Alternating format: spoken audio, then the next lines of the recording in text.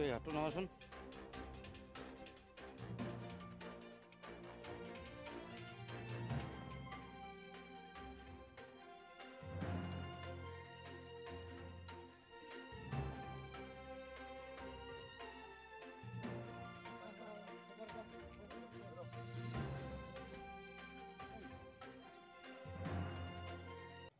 চাওক, আজি যি দুজন মানুহক আমি পুলিচক কৰায়ত্ব কৰিলোঁ, এই দুজন মানুহ আচলতে এজন হ'ল আপোনাৰ গোৱালপাৰা জিলাৰ পৈতাৰী বুলি কয়, আমবাৰী পৈতাৰী, আৰু এজন হ'ল চলন্তপাৰা।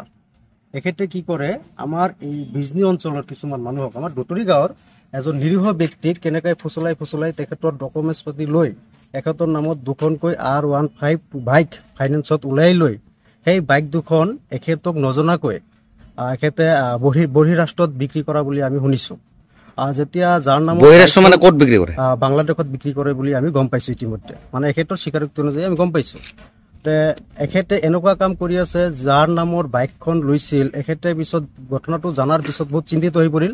চিন্তিত হৈ পৰাৰ পিছত আমাক আমচু নেমচু দুতুৰি ফ্ৰেণ্ডছ ক্লাব এণ্ড লাইব্ৰেৰী গোটেই মানুহক কথাখিনি জনালে। জনোৱাৰ পিছত আমি এখেতক ক'লোঁ কিবা কৰি এখেতক মানে বিজনীলৈ আনক, তাৰপিছত আমি এখেতক মানে ধৰাৰ ব্যৱস্থা কৰিম।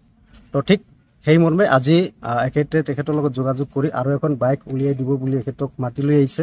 মাতি লৈ অনাৰ পিছত শ্ব'ৰুমৰ পৰা আমাৰ এখেতে নেমচুৰ, আমাৰ ক্লাবৰ নেমচুৰ সভাপতি, আমাৰ ক্লাবৰ কিছু সদস্য গৈ কেনে এখেতক হাতলতে ধৰি আমাৰ দুতুৰি ক্লাবত লৈ গৈছিল। ক্লাবত লৈ যোৱাৰ পিছত আমি যেতিয়া সঁচাকৈ ঘটনাটো শুনিবলৈ পালোঁ যে আচলতে তেনেকৈ কৰে, তেতিয়া আমি কনফাৰ্ম হোৱাৰ পিছত আমি পুলিচক, বিজনী পুলিচক ফোন কৰি পুলিচক পিছত আমি গতাই দিছোঁ। এতিয়া বিজনী আৰক্ষী থানাত আছে।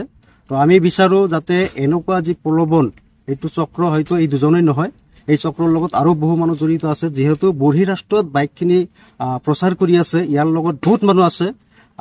যাতে প্ৰশাসনে এখেতক সোধপোছ কৰি যাতে কমপ্লিট চক্ৰটোক যাতে অসমত উৎখাত কৰিব পাৰে, নহ'লে এনেকুৱা নিৰীহ মানুহ আৰু ফচিব। তো আমি জনামতে বিজনীৰ পৰা ইতিমধ্যে 5খনকৈ বাইক তেখেতে এনেকুৱাকৈ লৈছে। এখেতে কোৱা মতে বঙাইগাঁৱৰ পৰা এনেকুৱা হৈছে, বৰপেটাৰ পৰা এনেকুৱা হৈছে। যদি এনেকুৱা হৈ থাকে তেনেহ'লে আমাৰ নিৰীহ মানুহখিনি, অশিক্ষিত মানুহখিনি একোৱে বুজি নাপায়, সেই মানুহখিনিক ফচুৱাই এনেকৈ বাইকখিনি লৈ বেলেগত বিক্ৰী কৰাৰ পিছত আমাৰ মানুহখিনি যি ফাইনেন্স কৰে, সেই ফাইনেন্সৰ পইচাখিনি দিওঁতে কিন্তু বহুত অসুবিধাত পৰিব। গতিকে এই চক্ৰটোক যাতে একেবাৰে উৎখাত কৰে, তাৰ কাৰণে আমি প্ৰশাসনক দাবী উত্থাপন কৰিছোঁ। মানে যিহেতু আপুনি কৈছে যে ইয়াতে প্ৰশাসনক জনাইছে, কিন্তু যি তেখেতসকলে আহে যে পইচা ল'ব, আজি তেখেতসকলৰ পৰা কিবা পইচা ৰিকভাৰী হৈছে নেকি?